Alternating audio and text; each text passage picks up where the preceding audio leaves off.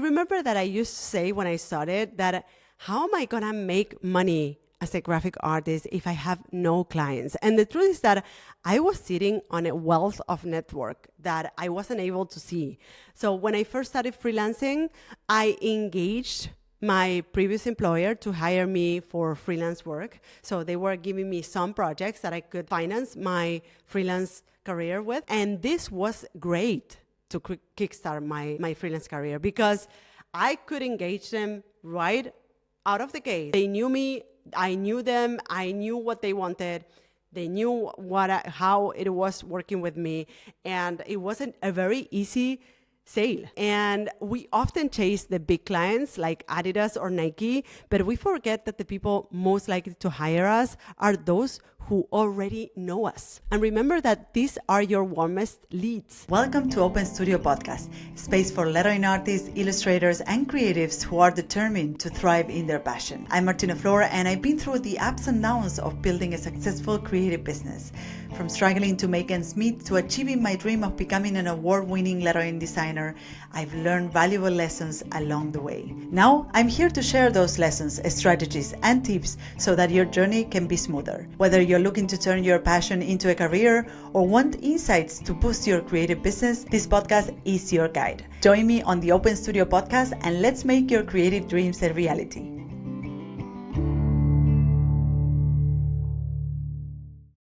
Well, hello and welcome to another episode of Open Studio. I'm your host, Martina Flor, and today I sound a little bit, my voice sounds a little bit different, and that's because I have a cold. So if you hear me sneezing or coughing throughout the episode, please stick around because today we are going to talk about a topic that is very close to my heart. And this is the advice that I would give to my beginner self. This episode is going to be part of a special series, which is leading up to the launch of my upcoming book, Make It, which is coming out on July 13th. So save the date because it's going to be a beautiful launch of this book that has been in the works for 2 years, for more than 2 years. So I'm really excited to share that with you. And trust me, you don't want to miss the launch event because this is not your usual book presentation event where I speak about how great my book is, although I will only say good things about it. And also all the advanced readers that have read the book have given me amazing feedback about the book. So I'm really excited about sharing the book with you. But this is not going to be a regular book presentation event. It's going to be an educative workshop where you will learn how to turn your creative skills into a business and thrive doing what you love. So this event is for you if you're thinking of leaving your day job and jumping into making a living with your creative skill, or if you're already freelancing and you are a creative business owner and you are established already, but you want to scale your business.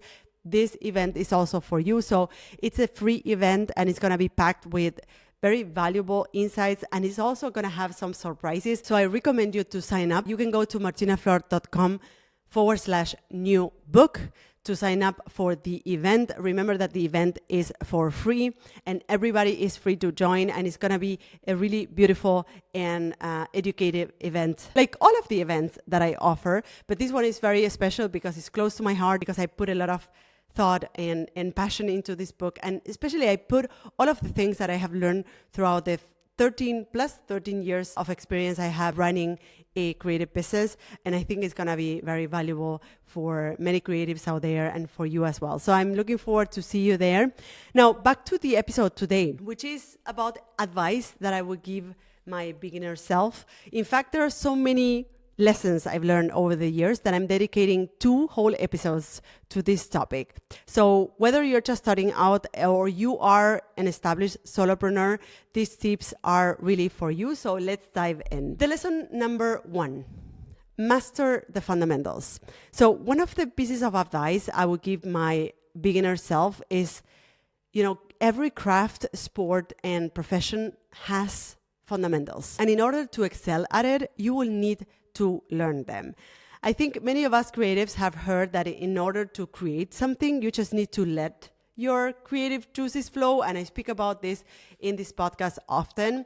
But this can really be a trap that creates a lot of frustration for many creatives out there, because just sitting down to let your creative juices flow doesn't necessarily happen. And then you start feeling like you don't have what it takes, and all the imposter syndrome feelings start creeping in.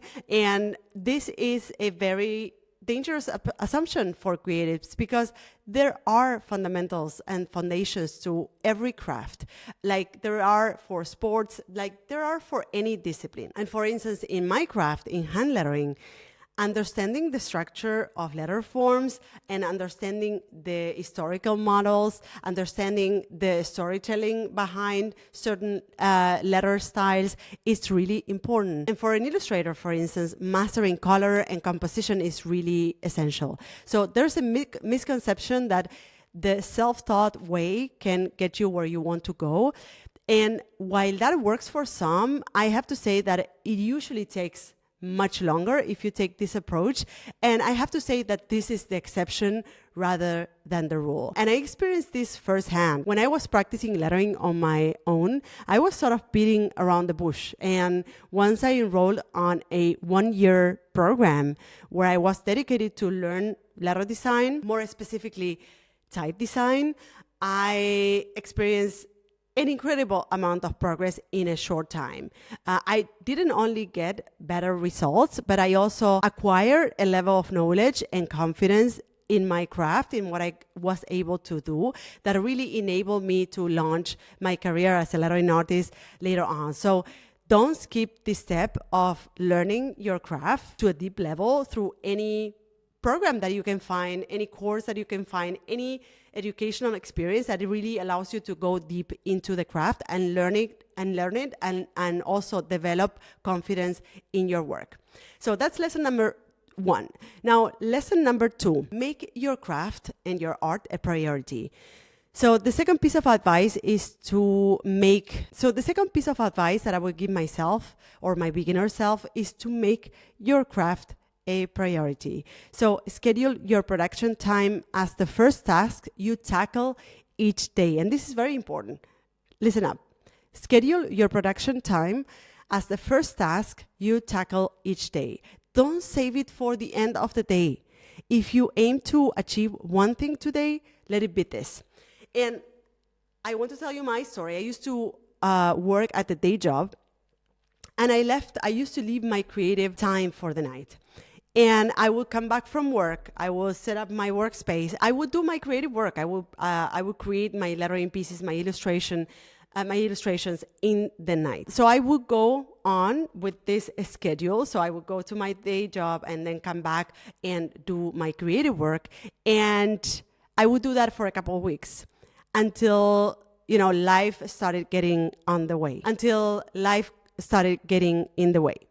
And things happen. So I would, for instance, stay late at work because of some project, or I was getting stuck in traffic, and my creative work schedule or the time I had allocated for creative work had to be rescheduled because it was at the end of the day. And then if anything happened in between, that would be left, my creative work would be left for the next day. So the time I had allocated to move my creative career forward was gone most of the times. And progress started when I really began to put my craft first. So I will wake up earlier.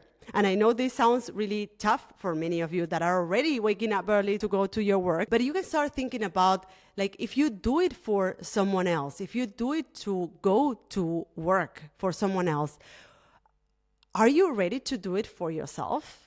And if you are ready to do it for yourself, you will put in the extra work that requires waking up 1 hour early to do the work and to work on your future and your goals. And then you can go to work. So if you have a goal, prioritize it and tackle it first. Let that be the first thing that you do that day and move on to the rest of your day, because you will already start your day with a higher sense of accomplishment, because you have had completed something that is really meaningful for you and that is moving you towards your goals. Hey, I have great news for you. My new book is coming up and you are invited. Sign up to receive updates about my upcoming book launch event, which is going to be amazing. There will be beautiful surprises, so you won't want to miss this. Those who are on the list will get updates on special perks around the book launch that will be available for a limited time. Curious? Sign up now. Go to martinaflor.com/new book and sign up to receive the updates. Again, go to martinaflor.com/new book and sign up to receive the updates. Now back to the show. So, lesson number 3. Transition from amateur to professional. To transition from amateur to professional, stop practicing and start creating.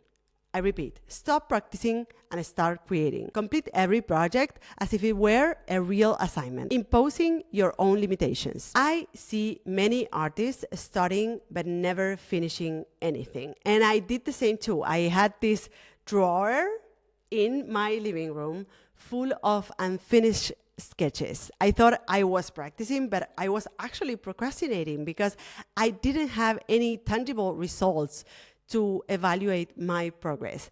And everything changed when I started engaging inside projects. So instead of practicing, I was sitting down to work and finishing the project. So what I would do is to set a briefing. So first I would define, okay, what is it that I want to create? I'm going to create a postcard. I'm going to create a poster, right? What is the object, the thing that I want to create? In this briefing, I was also defining, okay, what is the thing that I want to create and for whom? Am I doing this for a friend? Am I doing this for my mom? Am I doing this for the kindergarten next door? Who am I doing this? Because that will define sort of like the scope of the project. So first I will start with a briefing. What is it that I'm going to create and who am I creating this for? Then number 2, I would define a deadline. So I would define a date in which I would be finished with that project. And normally the deadline was short so that I could complete a project within a week. And this is something that I also recommend to you. If you're going to do this shift from practicing to creating, set your deadlines tight because you could take a month, a year to finish a project, an illustration, a lettering piece, whatever it is that you do. So set the deadline tight. A project will never be finished. You will always find some things to improve. But what you want is to create these milestones that you can compare. So you want to finish these projects so that you can look at the project that you finished today and compare that project with the project that you completed 3 months ago and say, okay, I'm getting better. You know, this illustration, design, whatever it is that you create, that I created today, looks a lot better than that one illustration, artwork, design that I created 3 months ago. And this is where you start evaluating your progress. So remember, briefing, set up a deadline, and a last very important step is that you share what you created, that you share that with the world in any format. So you share that on social media, you share that on a blog. At that time, I remember that I would share that on Flickr, which is, I'm not sure it's even out there anymore, but share that with the world so that you can create also for the world these small milestones and people can start experiencing your progress with you. It is never too early to start showing your work. And by doing this shift from practicing to creating, you will start having real output and generating work that you can really show to the world and start building that portfolio of work. Now, lesson number 4. Your network is more extensive than you think. I'm going to repeat that again. Your network is more extensive than you think. So when you decide to start monetizing your creative skill and build a business with around your creative skill, start with your current employer and then gradually reach out to your closest connection. So if you are right now, you have a day job, you are a creative, an illustrator, a graphic artist, a lettering artist, and you have a day job and you want to transition into freelancing and building your own creative business, your current employer is the first client you're going to reach out to. And then your closest connections, family, friends, acquaintances, people that you know, will be your next step. will be the next people you're gonna reach out to. And this experience of talking to your employer and getting freelance work from them, or talking to family and friends and having them hire you to create a project or something for them, this experience will prepare you for the big clients. I remember that I used to say when I started that, how am I gonna make money as a graphic artist if I have no clients? And the truth is that I was sitting on a wealth of network that I wasn't able to see. So when I first started freelancing, I engaged my previous employer to hire me for freelance work. So they were giving me some projects that I could finance my freelance career with. And this was great to kickstart my freelance career, because I could engage them right out of the gate. They knew me, I knew them, I knew what they wanted. They knew how it was working with me. And it wasn't a very easy sale. And we often chase the big clients like Adidas or Nike, but we forget that the people most likely to hire us are those who already know us. And remember that these are your warmest leads. So these warm leads know you, like you, and will choose you over others. So family, friends, acquaintances, they know you, they know how it is to work with you, and they will hire you first before hiring anyone else. Lesson number 5. Find the overlap between passion, ability, and demand. So to succeed as an artist, you need to identify the overlap between your passion, so the work you love doing, your abilities, the work you're really good at doing, and what people demand from you, what people want from you. And all of these three need to be there. And this is a big one, because many creatives think that because they're passionate about their work, people will hire them. So their messaging revolves around them. Like, I love my work. I love doing what I do. So hire me, please. And they don't take the time to really identify the problem they are solving and for whom. The problem, you as a creative, as someone that has a creative skill, you have the capability to solve problems for someone. Or in other words, solving problems for someone is what will allow you to do the work you do and get paid for it. So I'm gonna repeat this. So solving a problem for someone with your creative skills is what will allow you to do the work you love and getting paid for it. So you need to identify what is it the problem that you're capable of solving and for whom. And I remember that I did this mistake early in my career. And there's a very particular moment where I realized that this wasn't the approach that I needed to take. So when I started my online shop, I designed my product line with what I wanted to see without even asking my audience. And I remember that I invested a lot of time and money. I invested thousands of dollars printing and producing products that at the end didn't sell because I hadn't tested them. And I hadn't asked my audience if this is what they wanted from me. So remember, it's not only about what you love doing, but it's also about what you love doing, what is it that you do the best, and what is that people want from you. So you need to ask your audience, your people, what is it that they need from you, or what is it that they want from you first, so that you can create something that is tailored for them. So this overlap needs to be there. And I learned this the hard way because I wasted thousands of dollars into creating products for my online shop that didn't sell the way I expected. I never recovered that investment. So don't make the same mistakes. Always think about, yes, what is the work you love doing? Because that's the reason number one you start a creative business. But also, who is the people who are needing this creative skill the most, and how you can help them with their problems, with their projects. So to succeed, you need to understand what customers are struggling with, what they need, and cater to them. And once you define that, you need to adjust your website, your messaging, your portfolio, everything to that. You need to speak about them and not so much about you. And I see that happening over and over in the creative world, where artists, we do have a big ego, and we do love the work we do, and we are being very honest about how much we love our work, how passionate we are about what we do. But this won't sell your work. The fact that you love the work you do is not an enough reason to hire you for a potential client. Your communication, everything needs to revolve around the needs and the pain points of your potential clients. So there you have it. These are 5 pieces of advice I would give my beginner self if I were to start over again. So lesson number 1, master the fundamentals. Every craft and everything has its own rules and principles. You need to learn them. Lesson number 2, make your craft a priority. If you have a goal, make this a priority in your life.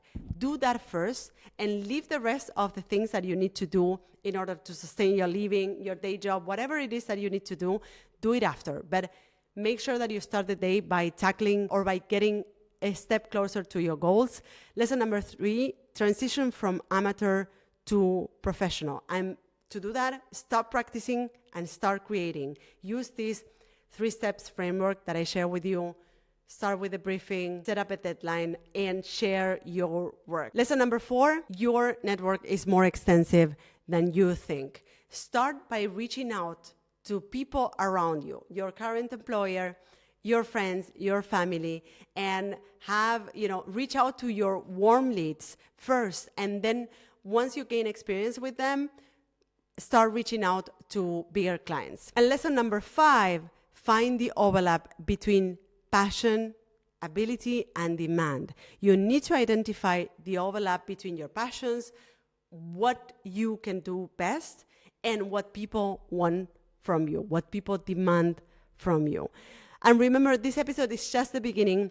Stay tuned for the second part that is coming up next week. We will dive into more lessons and tips. So don't forget to sign up for my book launch event. My book, Make It, is coming out on July 13th. And I'm going to do this in a big way with a big launch event, and you won't want to miss it. There will be surprises, a lot of things to learn throughout this event, so I recommend you to be there. You can sign up on martinaflor.com/new book. The event is for free, and it's going to be really great.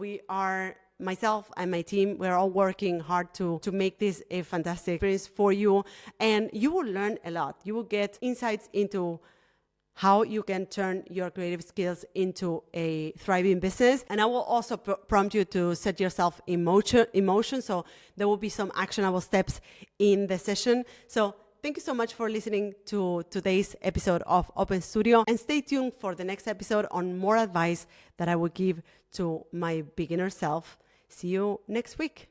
Bye-bye. So this is it. I hope you loved this episode. You can find me, the host of the show, on social networks at Martina Flor on Instagram, Twitter, and Facebook.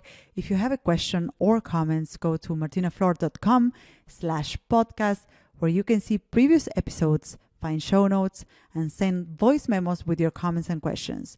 You can also watch these episodes on YouTube. Just go to martinaflor.com/YouTube to find them. You can, of course, listen to all our episodes on your favorite podcast platform. If you loved this episode, subscribe to this podcast. And if you leave us a review, it will help others find us. Thank you all for listening, and see you in the next episode of Martina Flor's Open Studio. Bye-bye.